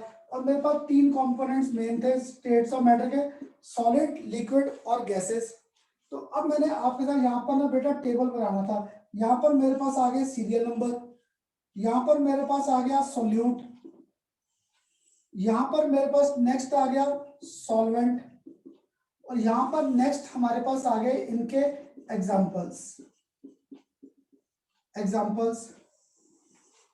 क्लियर? ये बेटा हमारे यहाँ के टॉपिक्स आ गए। क्लियर? तो जैसे ये टॉपिक्स आए, अब यहाँ पर फर्स्ट केस, ये सेकंड केस और ये थर्ड केस, ये फोर्थ, ये फिफ्थ और ये सिक्स, खन्ना सर के 9 सॉल्यूशंस जाने हैं। तो पहले हम लोग यहाँ तक का टेबल कंप्लीट करें, 3 ये और 3 ये। यहाँ पे मैंने सॉलिड, लिक्विड, गैसेस को मिक्स करना है। तो देखो क्लियर होगा लिखते ही कि मेरे पास 9 डिफरेंट टाइप्स ऑफ सॉल्यूशंस आएंगे। तो मैंने पहले सॉल्वेंट क्या लिया, सॉलिड, यहाँ पर भी मेरे पास क्या है, सॉलिड। अब यहाँ पर मेरे पास क्या था, सॉलिड भी है, मेरे पास लिक्विड भी है, और मेरे पास यहाँ पर क्या है, गैसेस भी है। क्लियर? तो देखो पहला सॉलिड इन सॉलिड, एक चीज ध्यान में रखनी थी, हियर वी गेट होमोजेनिटी। याद है मैंने आपको सॉल्यूशन का स्टार्टिंग में दिया था होमोजेनिटी। तो सॉलिड इन सॉलिड, इसका कॉमन एग्जांपल मेरे पास सारे बेटा एलॉयस आ गए। एलॉयस, क्योंकि एलॉयस में क्या था, जैसे मैं सबको ना जब पढ़ाता हूँ ऑफलाइन, तो मैं सब बच्चों से कहता हूँ चेयर से मैंने ली थी आयरन की, पर उसने क्या किया, सारा आयरन नहीं, उसमें कोई फॉरेन पार्टिकल्स भी ऐड कर दिया। तो अगर मैं चेयर का कॉम्पोजिशन फाइंड करूँ आर्म से या सीट से, हर बार कॉम्पोजिशन क्या था, यूनिफॉर्म था। तो एलॉयस बेसिकली बनाते कैसे, सारे मेटल्स के छोटे छोटे पीसेस को मैंने मिक्स करके हीट कर दिया, हीट करके उन्हें क्या कर दिया, stir and carry down its cooling, we get formation of alloys. तो एलॉयस में हमारे पास क्या होती है, होमोजेनिटी। घर में हम लोग ड्राइंग रूम्स में नहीं रखते स्टैचूज, जो स्टैचूज रखे ब्रोंज के, तो उसमें जो परसेंटेज ऑफ कॉपर था, एल्यूमिनियम था, आयरन था, उन सबकी परसेंटेज क्या फिक्स। तो सॉलिड इन सॉलिड का बेस्ट एग्जांपल हमारे पास आ गया एलॉयस। अब दूसरा देखो, लिक्विड कम और सॉलिड ज्यादा, लिक्विड कम और सॉलिड ज्यादा। तो मेरे सारे हाइड्रेटेड सॉल्ट्स नहीं आ गए, कैसे, CuSO4, साथ में 5 मॉलिक्यूल्स ऑफ वाटर, CuSO4। तो कॉपर सल्फेट क्या था, एनहाइड्रस था, उसमें मैंने थोड़ा सा वाटर स्प्रिंकल कर दिया। जैसे ही वाटर स्प्रिंकल किया, उसका कलर क्या हो जाता है, ब्लू। तो दैट मीन लिक्विड कंटेंट्स कम थे और वाटर कंटेंट्स ज्यादा। ये बेटा आपके पेपर में हाइड्रेटेड सॉल्ट्स पता नहीं कितनी बार आ रहे हैं, what are the type of solutions, hydrated salts. तो हाइड्रेटेड सॉल्ट्स में हाइड्रेटेड वाटर कंटेंट्स क्या थे, कम, और सॉलिड क्या था, ज्यादा। इसलिए ये गैसेस इन सॉलिड, अब गैस कम है और सॉलिड कंटेंट्स क्या ज्यादा। मैंने हाइड्रोजन गैस को डिसॉल्व कर दिया on the surface of Palladium. ये बेटा जो मैंने एग्जांपल लिखा है ना, सॉरी बेटा एक बार बस खत्म कर दूं फिर सुनता हूँ। तो गैसेस एंड सॉलिड, ये बेटा हमारा एग्जांपल आगे आएगा चैप्टर सरफेस केमिस्ट्री, वहां पे सबसे कॉमन एग्जांपल यही है। मैंने गैस आपने लिखा क्या है? ये बेटा हमारे पास ना, आपको पेपर में क्या होगा, ये आ जाएगा नहीं सर, मतलब मेरे से राइटिंग नहीं पढ़ी जा रही, वो आपने H2 लिखा है या क्या लिखा अच्छा, है? ये बेटा hydrogen H2, hydrogen gas on the surface of Palladium. Palladium हमारे पास क्या था, मेटल है, ये सॉलिड होता है, और हाइड्रोजन गैस क्या थी, कम। तो यही समझा रहा था, जैसे देख ये मेरा सरफेस है प्लेडियम का, तो इस पे मैंने क्या किया, हाइड्रोजन गैस को एब्जॉर्ब कर दूंगा। तो बेटा मैंने आज एक प्रॉपर वर्ड बोला, एब्जॉर्ब। ये आगे हमारा एक चैप्टर आएगा सरफेस केमिस्ट्री, तो ये आ गया हाइड्रोजन इन प्लेडियम। इसके बाद अब नेक्स्ट यहाँ पर मेरे पास क्या आ सर ये जाएगा, हाइड्रोजन इन प्लेडियम लिखा आपने? हाँ, hydrogen gas absorb in the surface of Palladium. जैसे देख ये मेरे पास प्लेडियम का सरफेस है, इस पे मैंने हाइड्रोजन गैस को एब्जॉर्ब कर दिया, ये देख ऐसे। ठीक, 1 2 3 मॉलिक्यूल्स को एब्जॉर्ब कर दिया। और आसान एग्जांपल करना है, 11th में करते थे, याद है, नाइट्रोजन हाइड्रोजन को एब्जॉर्ब करके अमोनिया। तो नाइट्रोजन और हाइड्रोजन दोनों गैसेस थे, एब्जॉर्ब कहां पे किया, आयरन के सरफेस पे, Fe। ठीक, ये 3 एग्जांपल्स क्लियर। अब इसके बाद मेरे पास नेक्स्ट आ गया लिक्विड। यहां पर भी मेरे पास क्या आ गया, लिक्विड। बेटा ये तीनों हमारे इस साल इस चैप्टर के टॉपिक्स है, ये तीनों हमारे टॉपिक्स हैं। तो इस बार एक बार मैंने लिया सॉलिड, एक बार मैंने लिया लिक्विड, और एक बार मैंने क्या लिया, गैसेस। ये तीनों बेटा हमारे इस साल के टॉपिक्स है on the basis of our solution. अब देख सॉलिड इन लिक्विड, शायद तुम में से कोई एग्जांपल बता सकता है सॉलिड इन लिक्विड का? Salt in water. Good, salt in water या शुगर इन वाटर। तो चलो आपने सॉल्ट बोल दिया, मैं भी लिख देता हूँ सॉल्ट डिसॉल्व्ड इन वाटर। अब नेक्स्ट है liquid in liquid. Liquid in liquid बेटा आगे जाकर ना हम लोग सरफेस केमिस्ट्री में इसे नाम दे देंगे इमल्शंस। लिक्विड इन लिक्विड, तो दैट मींस अल्कोहल, इथेनॉल। मैंने इथेनॉल को डिसॉल्व कर दिया किसमें, इन वाटर। तो अल्कोहल भी लिक्विड था और वाटर भी क्या था, लिक्विड था। तो लिक्विड इन लिक्विड। अब तुम लोग बताओ गैसेस इन लिक्विड का कोई एग्जांपल। Oxygen in water. चल आपने बोल दिया ऑक्सीजन इन वाटर, तो मैं थोड़ा सा इसको अच्छा वर्ड कर दूं ताकि तुम लोग सब बच्चों को पीने में अच्छा, कोल्ड ड्रिंक अच्छी Soft लगती है, drinks. Soft drinks. तो सॉफ्ट ड्रिंक सारी इनको प्रॉपर नेम दे दूं, एरेटेड ड्रिंक्स। तो CO2 gas dissolved in water. तो ऑक्सीजन डिसॉल्व्ड इन वाटर गलत नहीं है, पर मुझे क्या था, मुझे ना आगे इस टॉपिक को डिटेल में ले जाना है। तो जिसने भी आंसर दिया था मन्नत या नैना ने, तो बेटा गैसेस इन लिक्विड का मैं कॉमन एग्जांपल रखता हूँ carbonated drinks, aerated drinks, CO2 dissolved in water. और तुम में से आज एक ने कहा ऑक्सीजन इन वाटर, गलत नहीं था, तो मैंने यहाँ पे कॉमन नेम दे दिया एरेटेड ड्रिंक्स। तो मींस अब मेरे साथ जो मैं पढ़ा रहा था, मुझे नहीं तो ना स्टार्टिंग में तुम बच्चों के क्वेश्चन सुन के डाउट आ रहा था कि समझ आ रहा है कि नहीं, पर अब ये समझ आ रहे हैं। तो यहाँ पे 6 सॉल्यूशंस तो हो गए। तो अब हाँ जी गौरव, अक्षय मुझे भूल गया, हाँ जी सर। मैंने बना दिया बेटा। अब मैंने 3 Yes, और बनाने थे। तुम बच्चों ने मुझसे इतने क्वेश्चन पूछे, मुझे भूल गया कि 7th 8th और 9th कौन से सॉल्यूशंस होंगे। सर सर गैस, गैस लिख देंगे, solid in gas, liquid in gas, gas in gas. Good, मुझे ना कहीं टेंशन लेकर ना बैठे हो कि खन्ना सर क्या पढ़ा रहे हैं। तो गुड, इस बार ये गैसेस आ गई। अगर गैसेस आ गई तो यहाँ पर मेरे पास आ गया सॉलिड, यहाँ पर मेरे पास आ गया लिक्विड, और आखिर में मेरे पास आ गया गैसेस इन गैसेस। तो solid in gases, solid in gases. तो देखो एक स्टूडेंट को एग्जांपल देता है डस्ट पार्टिकल्स, गलत तो नहीं है ना, कार्बन के कंटेंट्स एयर में, है ना, कह सकता था कि नहीं। जैसे आपको क्या कहता हूँ, अगर मैं व्हाइट शर्ट डालकर सेक्टर 14 से गया इधर जीरकपुर के साइड हाईवे से, सेक्टर 14 से जीरकपुर गया हाईवे शाम के टाइम में व्हाइट शर्ट डालकर, तो पक्का बेटा जब तक मैं जीरकपुर क्रॉस करूंगा मेरी शर्ट व्हाइट नहीं रहेगी, उसमें कुछ ना कुछ ब्लैक पार्टिकल्स आके स्टिक कर जाएंगे। तो वो क्या था, डस्ट पार्टिकल्स इन एयर। पर तुम्हारी बुक में कॉमन एग्जांपल इसका क्या रखा, आयोडीन वेपर्स। सर सीधा SPM नहीं लिख सकते, SPM in air? Yes, good, ये भी लिख सकते थे, solid particles in air, SPM solid particles. Clear. तो बेटा देखो solid in gases, iodine vapours in air, या डस्ट पार्टिकल्स इन एयर, या एश कंटेंट्स इन एयर आ गया। अब नेक्स्ट आप सोचकर आंसर दो, liquid in gases. Water vapours. Good, water vapour. तो इसको प्रॉपर नेम, वाटर वेपर को नाम दे दूं humidity. Clear. Gases in gases सबसे कॉमन है, जो मर्जी दो गैसेस को पकड़कर मिक्स कर दो। तो में से किसी ने क्या कहा, खन्ना सर नाइट्रोजन ऑक्सीजन को मिक्स कर दो, किसी ने मुझे क्या कहा, क्लोरोफॉर्म और नाइट्रोजन को मिक्स कर दो। क्लियर। तो यहाँ पर तो हम लोग किसी भी दो गैसेस का मिक्सचर कंसिडर कर सकते थे, नाइट्रोजन ऑक्सीजन, क्लोरोफॉर्म नाइट्रोजन, जो आपके दिमाग में आ जाए। तो ये गैसेस इन गैसेस। बेटा पेपर में सबसे ज्यादा आपको ये लिक्विड के और ये जो दो कंटेंट्स लिखे मैंने, ये 7th and 8th, ये बड़ी बार आ रखे हैं। तो ये CBSE का पहला कॉमन क्वेश्चन है। हम लोग आपको सॉल्यूशन देंगे and you have to sort them out what type of 9 solution this is. तो बस ध्यान के रखना, सॉल्यूट इन सॉल्वेंट, सॉल्यूट कम है और सॉल्वेंट क्या है ज्यादा। इसी लॉजिक पे हम लोग इन सॉल्यूशंस को आइडेंटिफाई कर सकते हैं। अब बताओ बेटा आज का पहला topic, what are the different types of 9 solutions. मेरा ख्याल किसी को भी क्रैमिंग की जरूरत नहीं पड़ेगी, रट्टा नहीं लगाना पड़ेगा, नहीं? हाँ जी, Yes, sir. कईयों ने तो एग्जांपल भी आपने मुझे बनवा दिए, और बड़े नए नए एग्जांपल्स मिले, जैसे यहाँ पे ऑक्सीजन इन वाटर पहली बार मिला, सॉल्ट इन वाटर मोस्टली आप लोग शुगर इन वाटर बोल देते थे, glucose in water, salt in water गलत नहीं है।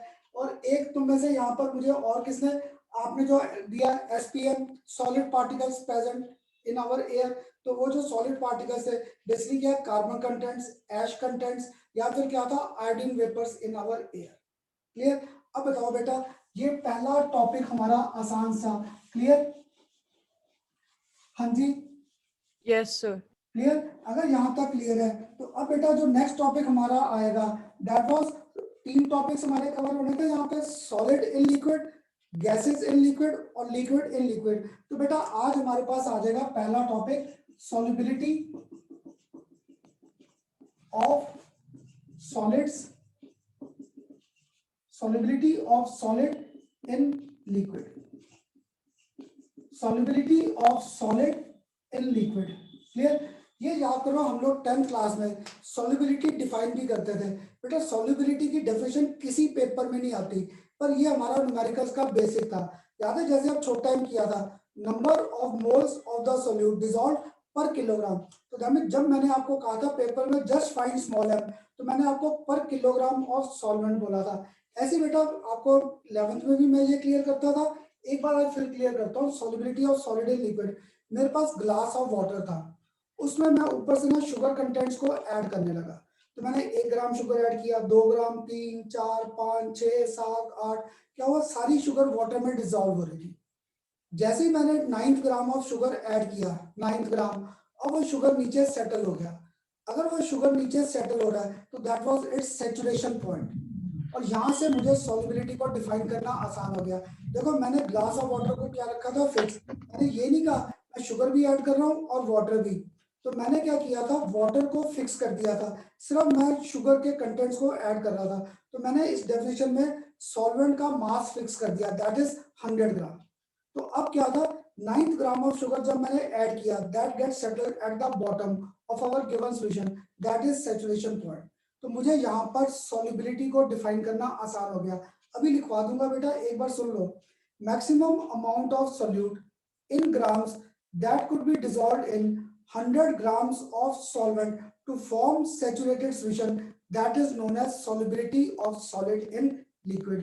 अब बताओ बेटा सबको मेरे साथ, क्योंकि ये न्यूमेरिकल में यूज होगा, जैसे अभी मास का डाउट आया था ना, जब मैंने सॉल्युबिलिटी दे दी तब मैं आपको मास ऑफ सॉल्वेंट नहीं दूंगा, that we will be considering as 100 gram of solvent. तो तुम बताओ पहले मुझे सॉल्युबिलिटी का थोड़ा सा लॉजिक क्लियर हुआ मेरे साथ? हाँ जी बेटा, Yes, sir. सब क्लियर? तो एक डेफिनेशन लिख लो, what do you mean by solubility of solid in liquid? solubility of solid in liquid, it may be defined as solubility of solid in liquid, it may be defined as maximum amount of solute, maximum amount of solute in grams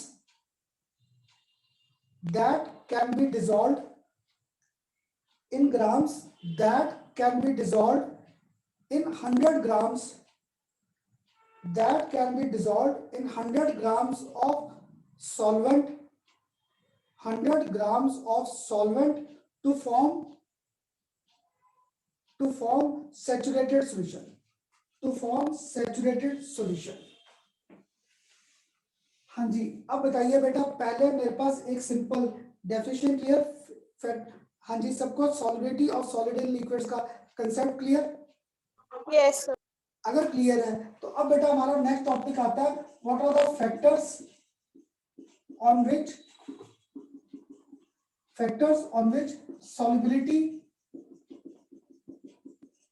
solubility of solid in liquid depends। सबसे पढ़ा जा रहा है ना बेटा, सबसे पढ़ा जा रहा है, तो factors on which solubility of solid in liquid depends. तो देखना बेटा ये फैक्टर्स हमारे इस चैप्टर में आएंगे, सॉल्यूशंस के बाद नेक्स्ट चैप्टर आएगा इलेक्ट्रोकेमिस्ट्री, वहां पे आएंगे factors on which conductance of electrolytic solution depends. उसके बाद चैप्टर आना kinetics, factors on which rate of reaction depends. Next chapter आएगा surface chemistry, factors on which rate of absorption depends. तो ये सारे बेटा जो फैक्टर्स हैं these are basically dependent on our Le Chatelier principle. तो ली-चैटलियर प्रिंसिपल को यहाँ पर हम लोग आज यूज में लाएंगे, इसीलिए मैंने आपको लास्ट लेक्चर याद करो ली-चैटलियर प्रिंसिपल रिवाइज कराया था। तो बेटा सबसे पहले हमारे पास यहाँ पर आ जाएगी nature of solute, nature of solute and solvent, nature of solute and solvent. तो बेटा nature of solute and solvent क्या था, छोटी क्लास में पढ़ा था हम लोगों ने, लाइक डिसॉल्व्स लाइक, है ना, पढ़ा था ना छोटी क्लास में, लाइक डिसॉल्व्स लाइक। तो आप सोचकर आंसर देना, मैंने NaCl को डिसॉल्व करना था, तो NaCl इजीली डिसॉल्व करेगा वाटर में या NaCl इजीली डिसॉल्व करेगा बेंजीन में। ऐसे ही मैंने Water. दिया हेप्टेन, चलो एक आपको मैंने दे दिया टॉल्विन, तो टॉल्विन को मैं डिसॉल्व कर सकता था वाटर में इजीली, या टॉल्विन को मैं एब्जॉर्ब कर सकता था इजीली इसमें बेंजीन में। अब आप सोचकर आंसर दो, ऊपर ये दो और ये दो, फर्स्ट कंसेप्ट ये और सेकंड कंसेप्ट ये, फर्स्ट में कौन सा आपको ठीक लग रहा है, NaCl can be dissolved in water या NaCl इन बेंजीन? Water. है ना, क्योंकि मैंने अभी आपको टिप दिया था, गुड, मैंने टिप क्या दिया था, लाइक डिसॉल्व्स लाइक। तो देखो NaCl भी क्या था, आयनिक, और वाटर भी मेरे पास क्या था, आयनिक, दोनों आयनिक थे। अगर आयनिक थे तो छोटी क्लास से पढ़ा था NaCl इलेक्ट्रिसिटी कंडक्ट करता है कब, जब उसमें थोड़ा सा पानी डाल दें। जैसे मैंने उसमें वाटर ऐड किया, NaCl डिसोशिएट इनटू आयंस, वो आयंस में टूट गया, उसके पास मोबिलिटी आ गई, उसके पास क्या आ गई, कंडक्टेंस। तो that means NaCl was easily soluble in water, that means polar polar में और नॉन पोलर में। इसलिए नीचे भी मान जाओगे, toluene can be easily dissolved in benzene, toluene को बेंजीन में डिसॉल्व करना क्या हो जाएगा, आसान। क्यों, क्योंकि लाइक डिसॉल्व्स लाइक। ये था बेटा पहला factor, nature of solute and solvent. सबको क्लियर हुआ? हाँ जी बेटा, सबको क्लियर हुआ? Yes sir. सबको कोई डाउट तो नहीं है? तो बेटा किसी पेपर में ये क्वेश्चन कभी नहीं आया, what are the factors on which solubility of solid and liquid depends, किसी पेपर में नहीं आता। पर इनके रीजनिंग के या आपको कंपटीशन में अगर आसान क्वेश्चन आना है वो इस पैटर्न के आते हैं। पहले बताओ, पहला factor clear, nature of solute and solvent, इसमें कोई डाउट तो नहीं है किसी को? No, sir. चलो गुड, अगर डाउट नहीं है तो ऐसा करो, अब मैंने थोड़ा सा एक केस, आपने मेरे साथ देखा बेटा जब मैंने असाइनमेंट डिस्कस की थी सॉलिड स्टेट की, तो काफी क्वेश्चन तो मैंने आपको पहले ही करा दिए थे। अब भी जो करा था ना, ये क्वेश्चन असाइनमेंट में दे रखा है। मेरे पास क्या बेंजीन है, बेंजीन, मैंने इसे डिसॉल्व करना है बेंजीन को, क्लियर, बेंजीन को मैंने डिसॉल्व करना है या तो यहाँ पे इन हेप्टेन, तो हेप्टेन C7H16 में, सेकंड मैंने इसे डिसॉल्व करना है अल्कोहल में, थर्ड मैंने इसे डिसॉल्व करना है इनटू पोटाशियम साइनाइड में। तो पेपर में ये फर्स्ट, ये सेकंड और ये थर्ड, मैंने बेंजीन का सॉल्यूशन बनाना है, बेंजीन का इन हेप्टेन, इन अल्कोहल या इन पोटाशियम साइनाइड। पेपर में आ गया, arrange them on the basis of increasing order of solubility.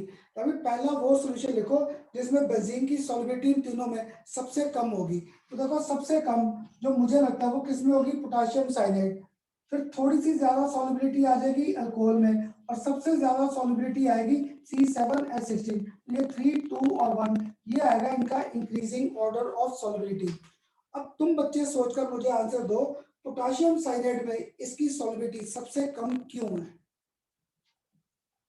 क्योंकि वो पोलर है और उसका है। गुड, क्योंकि पोटाशियम साइनाइड तो मुझे क्या देगा, K+ और Cn नेगेटिव। हाँ देखो ठीक, क्योंकि KCN मुझे टूटकर क्या देगा, K+ और साइनाइड। तो ये आयनिक था, ये क्या था, नॉन पोलर। और ये लास्ट वाला C7H16 लाइट डिसॉल्व्स लाइक, दोनों हाइड्रोकार्बन से, दोनों में वीकेस्ट फोर्स था। 11th में कौन सा किया था, वैन डर वाल्स फोर्सेस, बीच में घुमा अल्कोहल, इसमें सिर्फ थोड़ी सी पोलैरिटी है।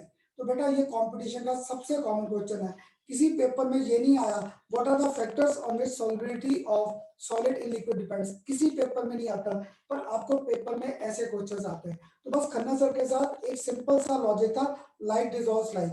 तो जिसको देखो ये यहाँ पर मुश्किल लगा, तो नेक्स्ट चैप्टर इलेक्ट्रोकेमिस्ट्री में फिर से पकड़ेंगे, वहां पे नहीं समझ आया तो काइनेटिक्स में पकड़ेंगे। वहां पे समझ नहीं आया तो सरफेस केमिस्ट्री में पकड़ेंगे, कहीं ना कहीं तो हमें ये लॉजिक क्लियर होगा।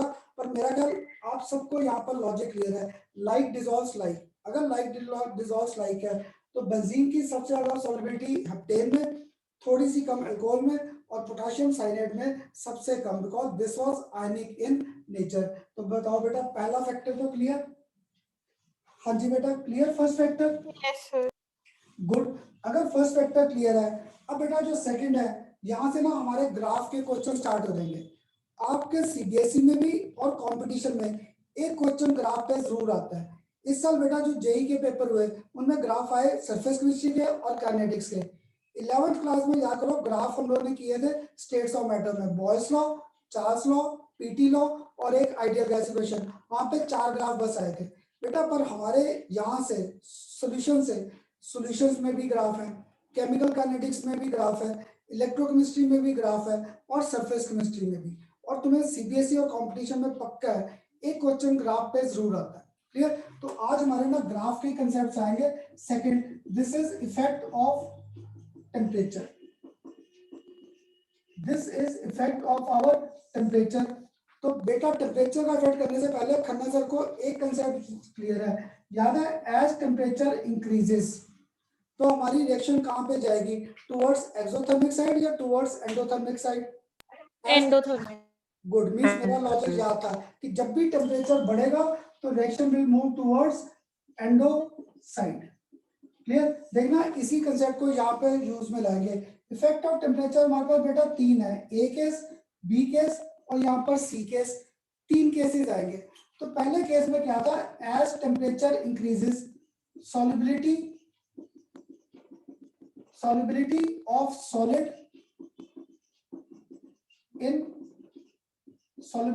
solid in liquid increases। पहला कंसेप्ट हमारे पास ये आता है। इसका सबसे कॉमन एग्जांपल हमारे पास क्या था? NaCl dissolved in water। तो देखो बेटा इसको मैं ऐसे लिख सकता था, सोल्यूट प्लस सॉल्वेंट। इसने मुझे यहाँ पर फॉर्मेशन क्या दे दी? सॉल्यूशन की। First case. ऐसे ही बेटा एक सेकंड केस और मैंने लिखा। अब क्या था? As temperature increases solubility. Sir आपने डबल एरोस क्यों लगाई हैं उसमें? हाँ जी बेटा, वो इक्विलिब्रियम वाली एरोस क्यों लगाई हैं उसमें? ये बेटा क्योंकि प्रोसेस क्या था? रिवर्सिबल। जहाँ पे ये डबल एरो आ जाए means this section can move in backward direction also.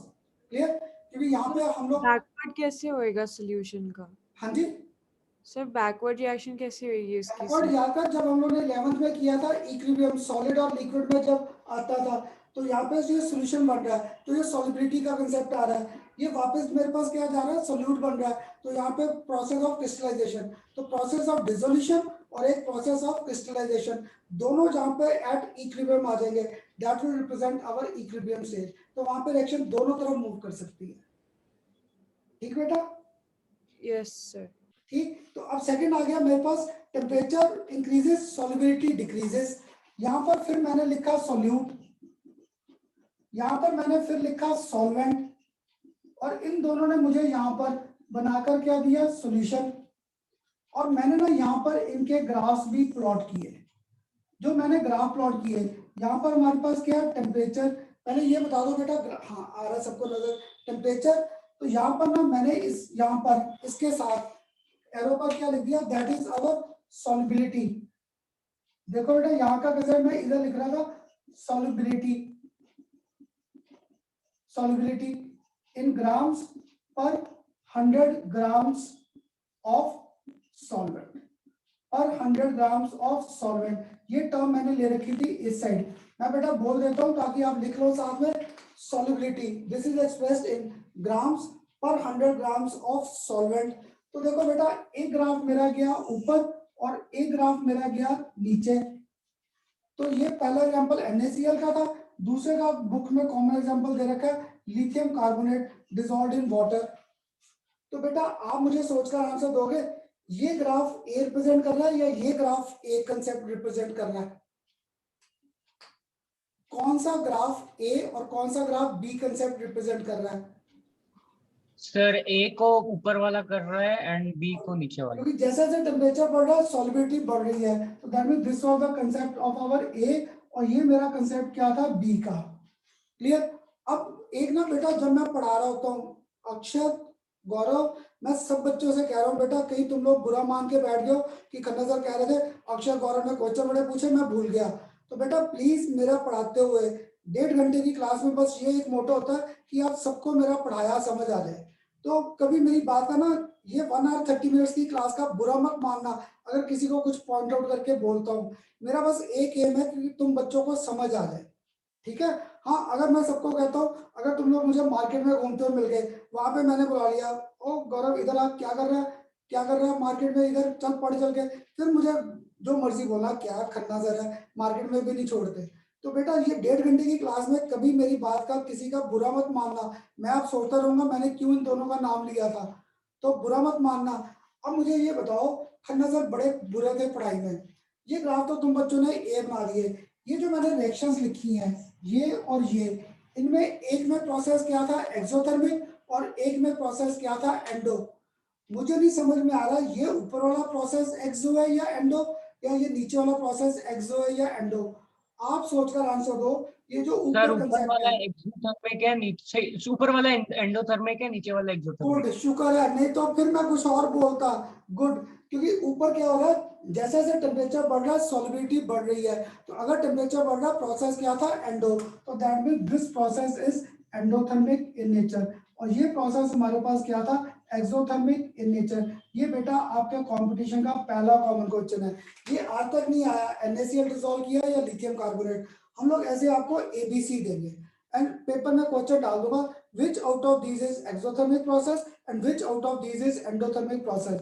तो जिसको मेरे साथ लॉजिक क्लियर था, टेम्परेचर बढ़ रहा है सॉलिबिलिटी बढ़ रही है, दैट मीन रिएक्शन कहाँ जा रही है फॉरवर्ड, तो अगर मेरा रिएक्शन फॉरवर्ड जा रहा है, रिएक्शन हमारा फॉरवर्ड जा रहा है, तो पक्का है reaction was endothermic in nature.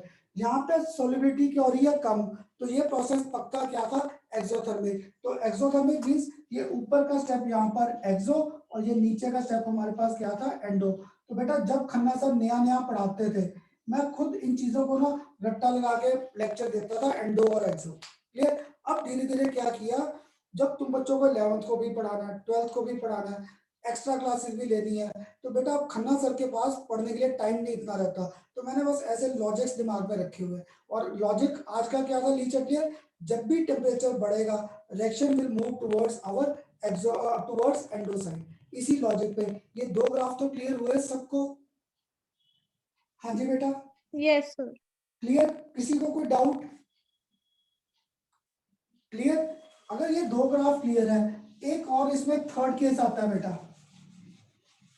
और ये जो थर्ड केस है ना ये आपके कंपटीशन में क्वेश्चन आ रखा है। ये थर्ड केस क्या आया मेरे पास, सी एज टेम्परेचर इंक्रीजेस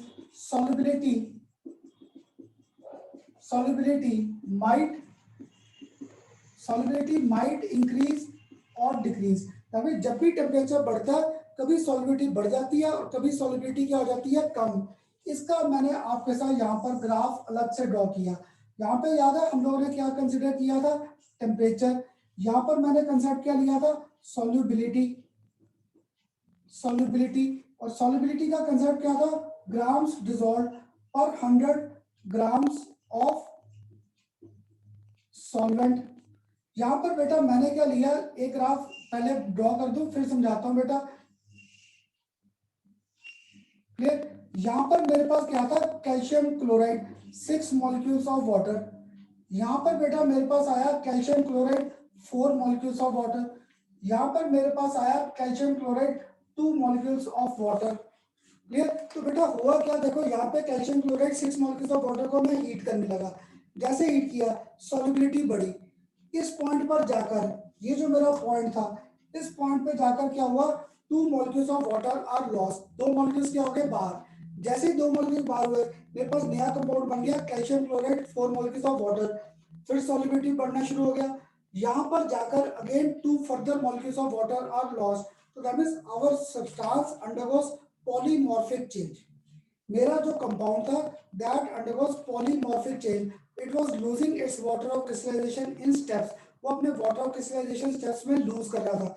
पहले 2 यहाँ यूज किए, फिर 2 यहाँ पर और फिर 2 यहाँ पर, उसकी पॉलीमॉर्फिक फॉर्म क्या होने लगी, चेंज। अब मेरे जैसा स्टूडेंट जब ग्राफ को देखता है वो कहता है खन्ना सर ये क्या, आपका तो ये इंक्रीजिंग ट्रेंड है। पर अगर तुम में से कोई स्टूडेंट सिर्फ इस पार्ट को ध्यान से देख रहा है, इतने से पार्ट को, तो क्या था, पहले सॉल्युबिलिटी बढ़ी, इस पॉइंट पे जाकर सॉल्युबिलिटी थोड़ी सी डिक्रीज नहीं कर रही। इसलिए मैंने आपको कहा था as temperature increases solubility increases और डिक्रीजेस, मुझे नहीं मालूम।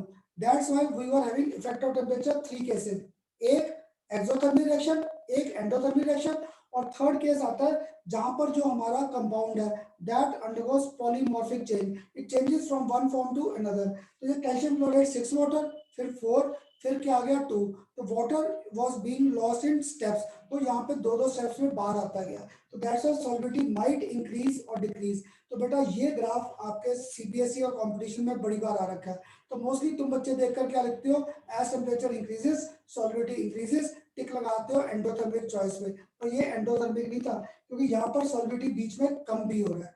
अब बताइए सबको ये ग्राफ क्लियर हुआ? हाँ जी बेटा, Yes, sir. सबको क्लियर? तो बेटा इसी ग्राफ को एक और कंसेप्ट भी आ रखा है, तो वो कंसेप्ट हमारा ऐसे आ रखा है, ऐसे। यहाँ पर मेरे पास क्या था, सोडियम सल्फेट और साथ में 10 मॉलिक्यूल्स ऑफ वाटर, यहाँ पर मेरे पास क्या आ गया, एनहाइड्रस Na2SO4। ये तुम्हारे कंपटीशन में आया था ग्राफ, Na2SO4 और 10 मॉलिक्यूल्स ऑफ वाटर। इस केस में देखो क्या हुआ, हमारे पास 6 से 4, 4 से 2 हुए थे। इस केस में क्या हुआ, 10 के 10 water molecules are lost simultaneously, तो हाइड्रेटेड से ये किस फॉर्म में चेंज कर दिया, एनहाइड्रस, ये इसकी पॉलीमॉर्फिक चेन थी। तो देखो पहले टेम्परेचर पे सॉल्युबिलिटी बढ़ रही थी, आगे जाकर जैसे जैसे टेम्परेचर बढ़ा सॉल्युबिलिटी डिक्रीजेस, ये था हमारा कंसेप्ट। तो सॉल्युबिलिटी माइट इंक्रीज और डिक्रीज, और ये कब होता है, when our substance undergoes polymorphic change. तो बुक्स में आपको बेटा ये 2 एग्जांपल बड़े कॉमन दे रखे हैं, किसी बुक में ये नहीं दिया तो हाइड्रेटेड सोडियम कार्बोनेट दे रखा है Na2CO3, Na2CO3, और साथ में इसके क्या 10 मॉलिक्यूल्स ऑफ वाटर, ये केस दे रखा है Na2CO3 और 10 मॉलिक्यूल्स ऑफ वाटर। तो अब बताओ बेटा मेरे साथ आज इफेक्ट्स ऑफ या factors on which solubility of solid in liquid depends, 2 factors आ गए, कौन सा, पहला nature of solute and solvent, second आ गया इफेक्ट ऑफ टेम्परेचर। एक्सो है तो सॉल्युबिलिटी विल डिक्रीज, एंडो है तो सॉल्युबिलिटी विल इंक्रीज, और थर्ड केस आया जहां पर ये वेरिएशन आ गई, मुझे नहीं पता वो इंक्रीज कर रहा है या डिक्रीज कर रहा है, because our substance undergoes polymorphic change. अब बताओ बेटा आज का मेरे साथ लेक्चर क्लियर हुआ कि नहीं, सबको समझ Yes, आया, sir. कुछ अच्छा लगा खन्ना सर के साथ ये लेक्चर? Yes, sir. समझ आ गया प्रॉपर, कोई डाउट तो नहीं किसी को? हाँ जी, नो सर। सभी नो बोलो। Sir.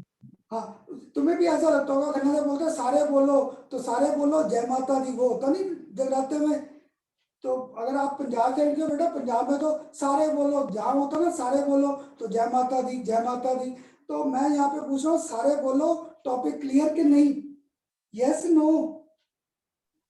Yes, sir. Yes, sir. सारे बोला करो ऐसे बेटा, तभी मेरे में भी देखो, अब आप विश्वास नहीं करोगे, सुबह से कोई ना कोई एक्स्ट्रा क्लास चल रही है, 11th के कोई नए स्टूडेंट्स आ रहे हैं, उनकी क्लासेस चल रही हैं, तो तुम बच्चे मेरे साथ बात किया करो, क्लियर? तो आज देखो अभी तक अगर हम लोग कंपाइल अप करें लेक्चर्स को, तो कैपिटल एम स्मॉल एम के न्यूमेरिकल्स किए अलॉन्ग विद मोल फ्रैक्शन, उसके बाद फिर किया हम लोगों ने 9 डिफरेंट टाइप्स ऑफ सॉल्यूशंस, उसके बाद फिर कंसीडर किया factors on which solubility of solid in liquid depends. अब बेटा नेक्स्ट लेक्चर में आ जाएंगे factors on which solubility of gas in liquid depends. तो गैस इन लिक्विड डिपेंड्स में वहां पे मैं क्या लूंगा, इलेक्ट्रिक रेंज, और वहां से बेटा हमारे न्यूमेरिकल्स के कंसेप्ट स्टार्ट हो जाएंगे, वहां से हमारे न्यूमेरिकल्स आ जाएंगे on the basis of Henry's law. तो नेक्स्ट लेक्चर में हमारी इंट्रोडक्शन आएगी विद हेनरीज लॉ और उसी कंसेप्ट के न्यूमेरिकल्स आ जाएंगे। सबको क्लियर बेटा? करें क्लोज आज का लेक्चर, क्लियर? कोई डाउट? Clear sir. चलो Sir. good। अब वो न्यूमेरिकल में तो डाउट नहीं है कैपिटल एम और स्मॉल एम के किसी को? No sir. चलो गुड, अगर डाउट नहीं है बेटा, आप में से काफी बच्चों की तो फीस आ गई, कुछ स्टूडेंट्स की रह गई थी, तो प्लीज मम्मी पापा से कहना या तो अकाउंट में ट्रांसफर या फिर मुझे मार्केट में मिलकर पकड़ा देंगे, ताकि मेरी भी गाड़ी चलती जाए।